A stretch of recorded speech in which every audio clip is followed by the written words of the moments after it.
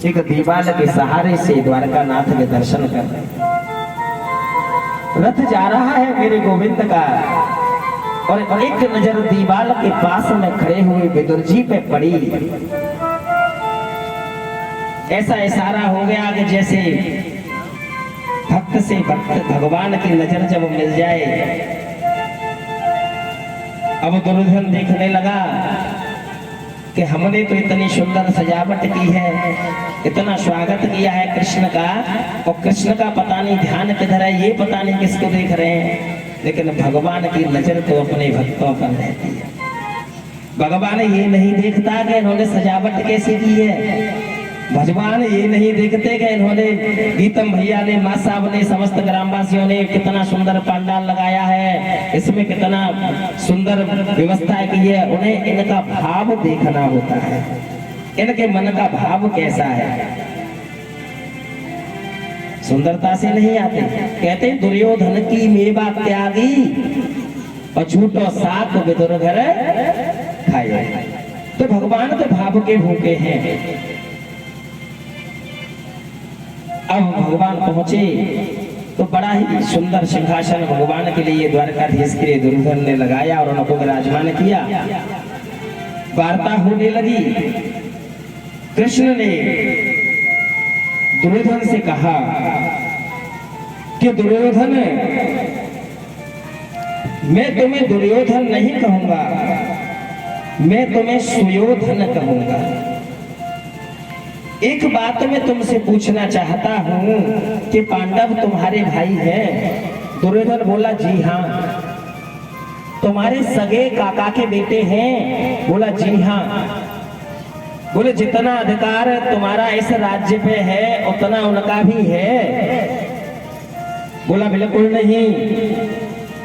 बोले ऐसा क्यों नहीं? जब सगे काका के बेटे हैं तो जितना अधिकार उनका है उतना अधिकार तुम्हारा भी है। भगवान ने कहा कि दुर्योधन, मैं तुमसे कहता हूं, मेरी बात को मानकर तुम ज्यादा नहीं आधा राज्य में पांडवों को दे दो, मात्र 5 गांव, मैं इसी से उनको मना लूंगा। दुर्योधन ने कहा कि बोलो, एकदम तड़प करके खड़ा हो गया और बोला, सभी बैठे हुए थे, भीष्म पितामह, द्रोणाचार्य, धृतराष्ट्र, कृपाचार्य, और एकदम क्रोधित होकर दुर्योधन बोला कि सूच्य गृहे नैव दास्यामि बिना युद्धे न केशवः। बोले क्या बोलते हो? बिना युद्ध किए नहीं दूंगा।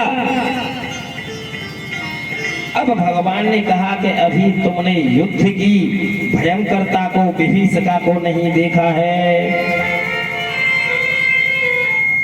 तुमने दुर्योधन नानी जी से कहानी में सुना होगा कि युद्ध क्या होता है, बाल्यावस्था में पुस्तकों में पढ़ा होगा। लेकिन दुर्योधन, तुमने जो शांति दूत से इस तरीके का व्यवहार किया है, ये व्यवहार ठीक नहीं है। दुर्योधन का हाथ तुरंत धृतराष्ट्र ने दबा दिया कि वाणी जानते नहीं हो शांति दूत से कैसे बात की जाती है।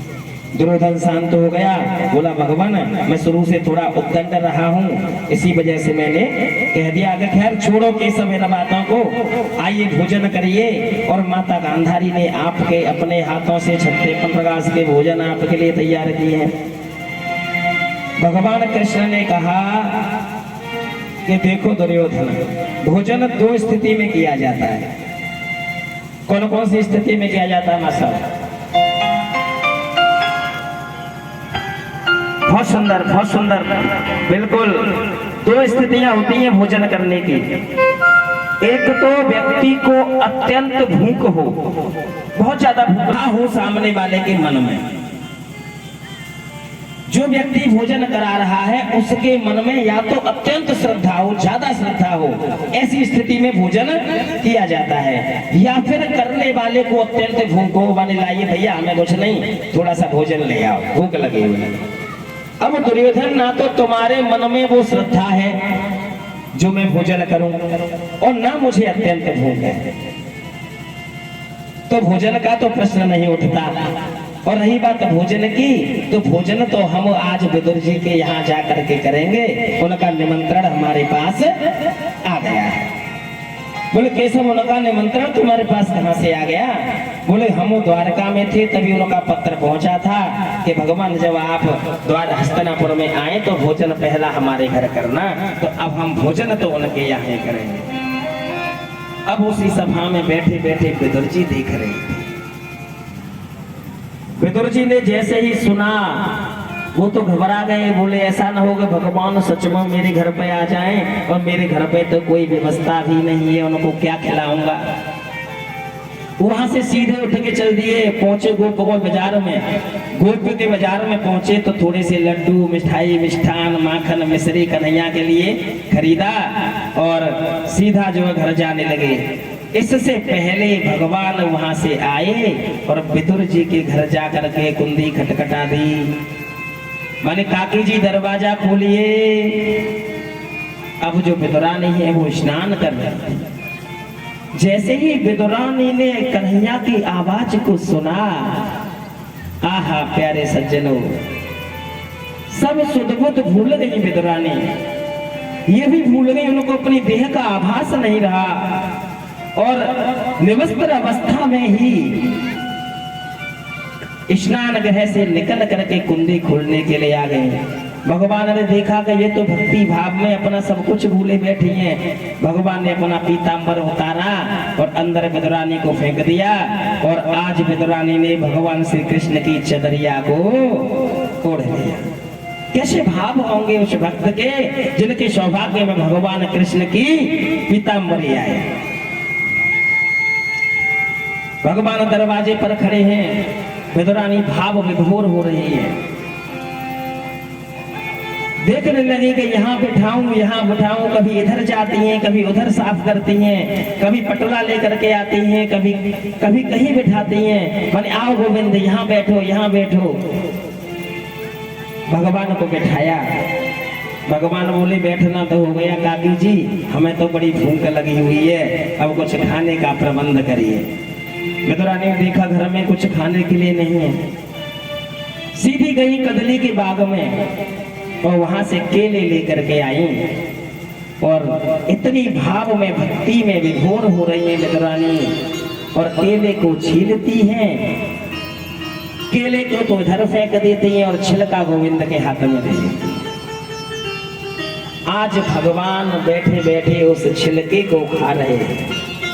खाते गए खाते गए खाते गए, इधर केलों का ढेर लग गया और भगवान छिलकों को खाते जा रहे। 40-50 जो भी भगवान ने खाए खाते ही जा रहे हैं। थोड़ी देर में विदुर जी का आना हुआ।